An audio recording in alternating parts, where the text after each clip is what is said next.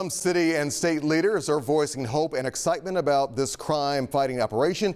It isn't without some critics. Dr. Earl Fisher joins us now with his position. You listened this morning. You pay close attention, Dr. Fisher, to what the governor had to say. But you told me you were underwhelmed. Yeah, very much underwhelmed, and I didn't sense the type of precision that I think was necessary. I know in the lead-in y'all said that y'all got a lot of questions answered. I got way more questions So left. what questions do you have? Yeah, so how many officers? When? Is it going to be 5, 10, 15, 150? How long will they stay? Will they stay for 2 weeks? Will they stay for 2 months?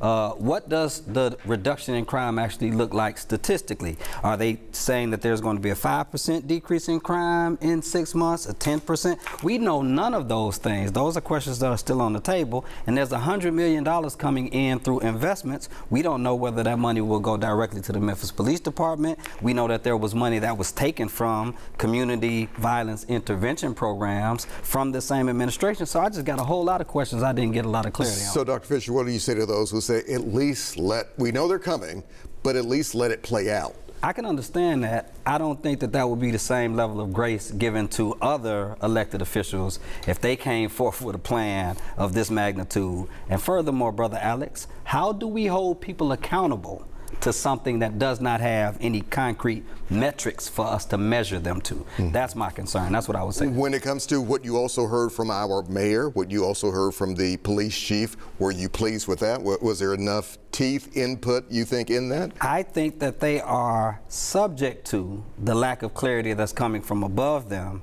I think they're doing what they can to kind of cover that inadequate information. And so a question was asked whether the point of the tip of the spear, if you will, is going to come from the Memphis Police Department or the U.S. Marshal's Office. And Chief Davis ultimately said, well, we don't really know. And what the governor was saying is, we'll fix a lot of this stuff while in flight. My concern, Alex, when you start thinking about the narrative around all of this, is if indeed crime was actually decreasing, how is this something more than a political spectacle?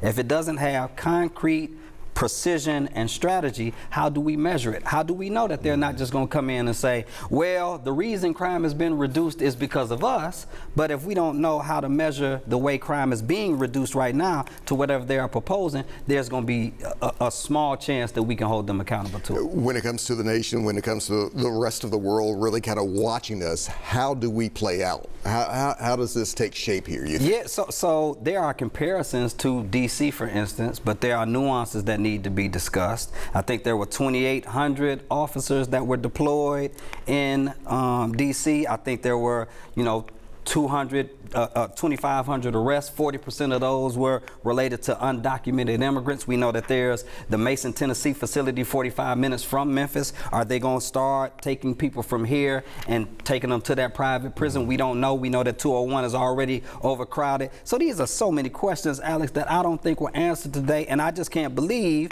that we allowed such an important moment to be presented with so much pablum. So you think we could have flexed back a little bit more so? Should we have? I think it's our duty to the citizens of Memphis to get the kind of detail that we would require from an activist or somebody. If we came up with a plan, we would be pressed on all matter of detail. And if we did not provide it, maybe somebody would say to us, I think you might need to hold off on this until you have some of these details figured out. We don't seem to be pushing this administration the same way, and it seems like they're playing to an audience of one in the White House. When it comes to our court systems here, when it comes to the possibility of maybe more arrest that we could see over the next few weeks or so, or maybe not, how will this impact the Criminal Justice Center? How will this impact cost at 201 Poplar, you think? These are beautiful questions. They need to answer, Brother Alex. That's not for me to answer.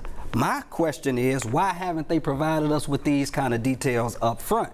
We know that 201 is already overcrowded. The court clerk, Tammy Sawyer, was on your show a couple weeks ago talking about the level of impact that this would have, the amount of money that's going to need to be spent, the infrastructure that's going to be stretched beyond measure. So I don't know the answer to that question. That's why I'm saying we need to ask those questions. And Governor Lee, Mayor Young, Chief Davis, U.S. Marshals, they need to answer these questions before they get these troops coming to town and then just fixing the plane in flight. What do you want to say to Memphians out there, people who look like you, look like me, other brown people, other people in general?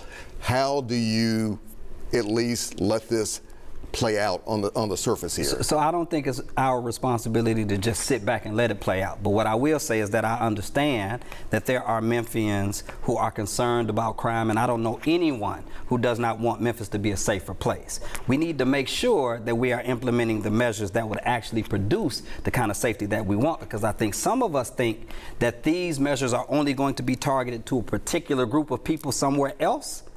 Not in their neighborhood, not in their family, not in their community, not in their churches, not in their synagogues, not in their mosques. And I'm inclined to believe that some of us who think we won't be targeted will end up being targeted, whether that is through the broken windows policing that's ultimately going to happen, or through something worse that I pray will not happen, because Lord knows we do not need another Tyree Nichols. Dr. Earl Fisher, thank you for sharing your thoughts. Thank you for having me, bro. All right.